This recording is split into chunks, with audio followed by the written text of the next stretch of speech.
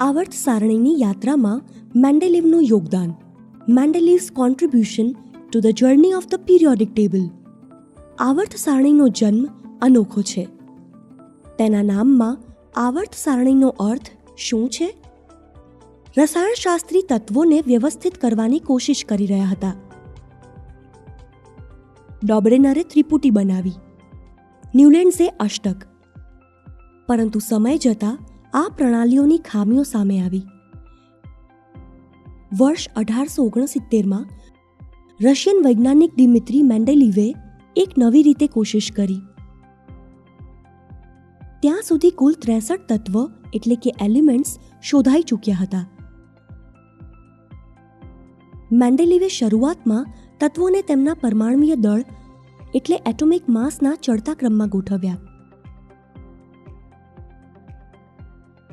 પણ તેમને લાગ્યું કે આ પૂરતું નથી, કેમ કે એક ચોક્કસ અંતરાલ પછી તત્વોના ગુણધર્મોનું પુનરાવર્તન થઈ રહ્યું હતું. તેના પછી મેન્ડેલિવે એક અન્ય ચાર્ટ તૈયાર કર્યો. તેમાં અણુ પરમાણુય દળ વધુ ભાર તત્વોના ગુણધર્મો પર હતો.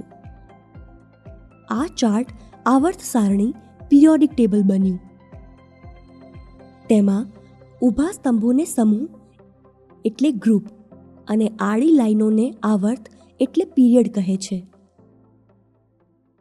આવર્ત શબ્દનો અર્થ છે નિયમિત રૂપથી પુનરાવર્તન કરવું. જેમ કે આ કોષ્ટકમાં એક ચોક્કસ અંતરાલ પછી અલગ અલગ તત્વોમાં થોડા સમાન ગુણધર્મો પુનરાવર્તિત થતા દેખાય છે.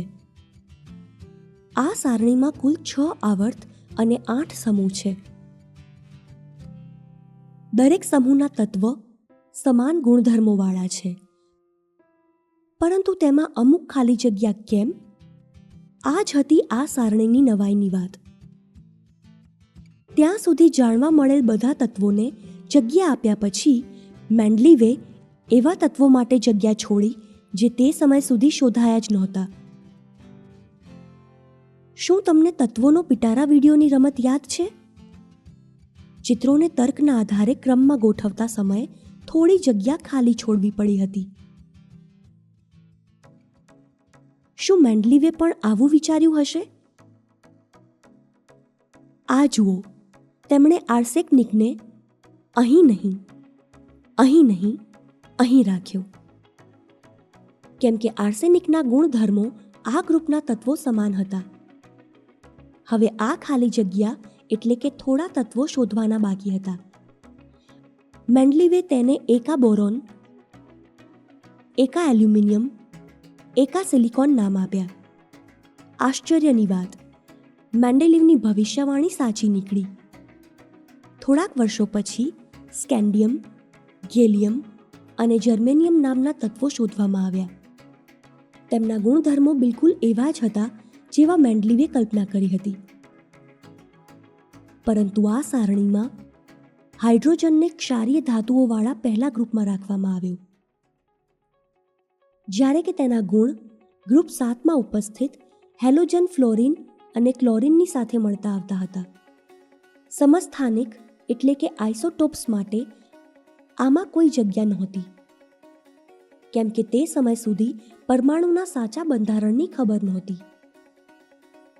સમસ્થાનિકનો અર્થ એક જ તત્વના અલગ પ્રકાર, જેમાં પ્રોટોનની સંખ્યા સમાન પણ ન્યુટ્રોનની સંખ્યા ભિન્ન, જેના લીધે તેમના પરમાણુય દળ અલગ અલગ.